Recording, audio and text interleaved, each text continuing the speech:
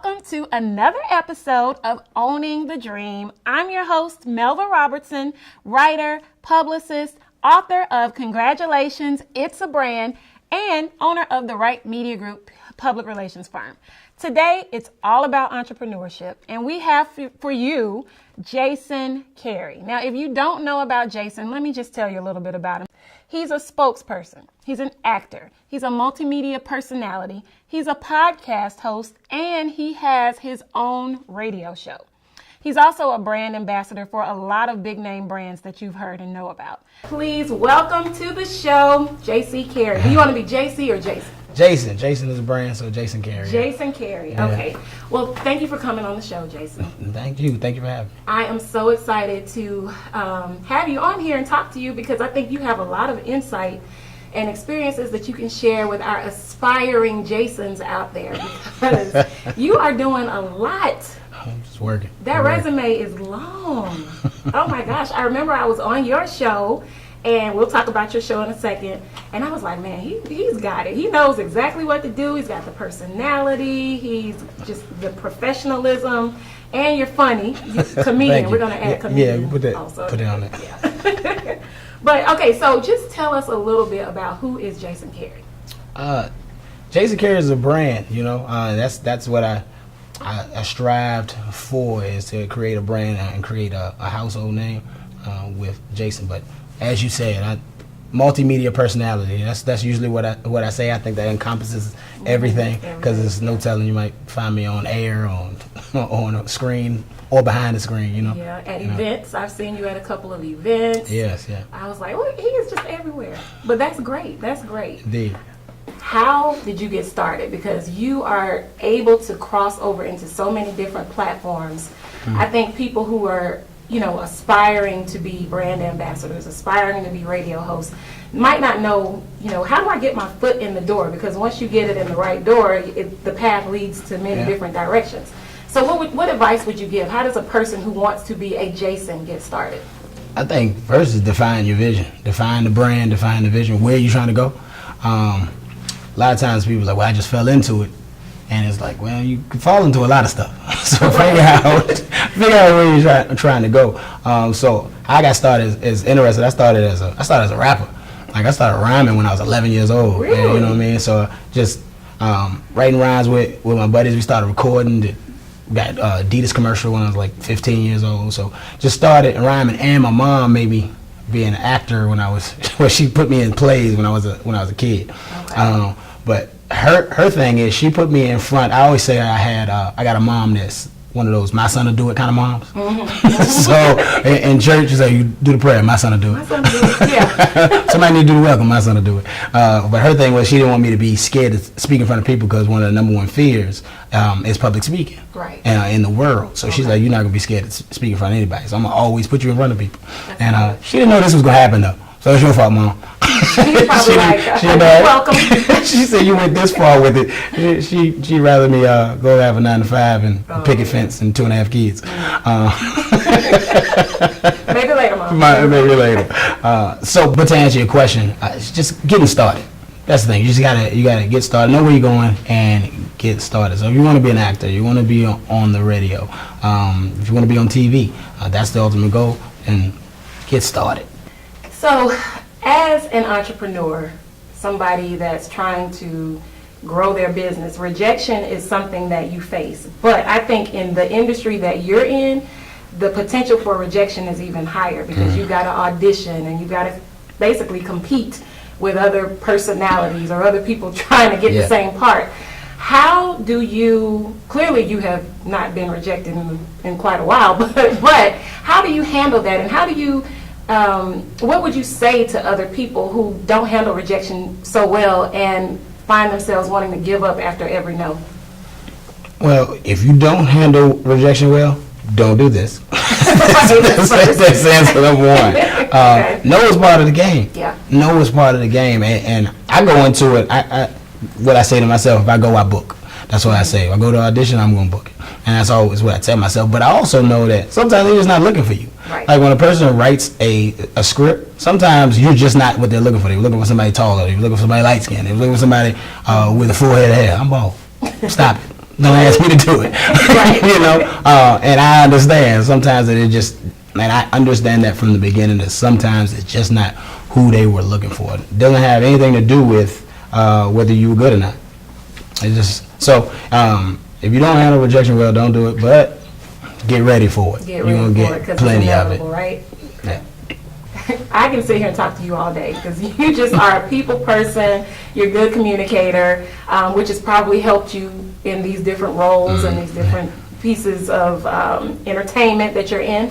So how important is it to make connections with people? Not just necessarily as an actor or obviously you would need to connect with people as a radio host or a broadcaster, but just in general, how important are connections and being able to communicate?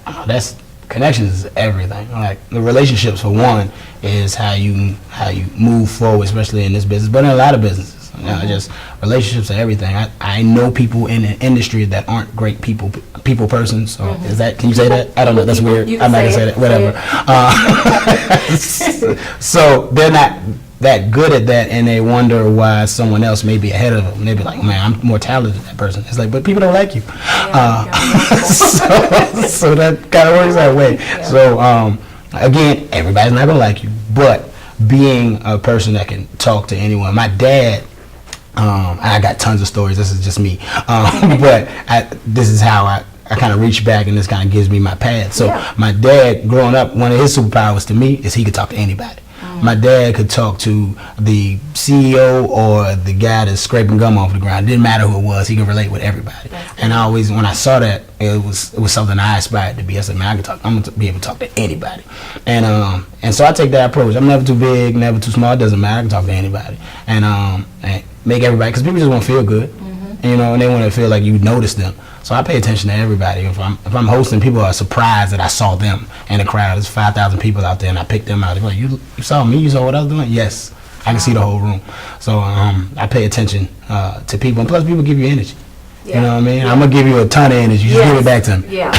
Because we will be sitting here, they'll be like, "This is not an hour show. Why are y'all still talking?" Indeed.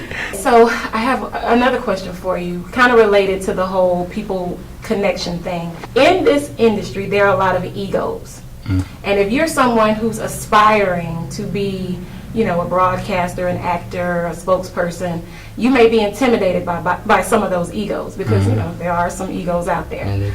But that connection is still important. So what is your advice for someone who's starting out, they're in a room full of the people that they need to try to make a connection with, but they just don't have that confidence because the person is such a big ego? Check it at the door. Check it at the door, because you can't open your mouth. You're not gonna, you know what they say, the squeaky wheel gets the oil or whatever they say. I don't know the saying. You come up with it. Yeah, the wheels don't get the oil. Yes, just talk. You know, talk. Be able to, because they're just people. They're just people. That's what you find out. Everybody, they're just people. Now they may have achieved, or they deserve the respect for what they've achieved. But I always say, walk like you're supposed to be there. Walk like you're supposed to be there. So that's. And being that way, I've got backstage that I wasn't supposed to be behind. I got all sorts of places I wasn't supposed to be because I walk like I'm supposed to be there. Be like, hey, yeah, what's up? And keep it moving. Yeah. Like, oh yeah, he's supposed to be here. Come on. Yeah, he looked like it. But that goes with everything. The brand, how you dress, everything. You gotta understand. I always come out the house camera ready. You know, always, and you walk with confidence. You talk with confidence. You be like, you know what? I don't know who this is, but I probably should be talking to this person. And so that's part of it. You know, you create your own ego, I guess. That's good. Great.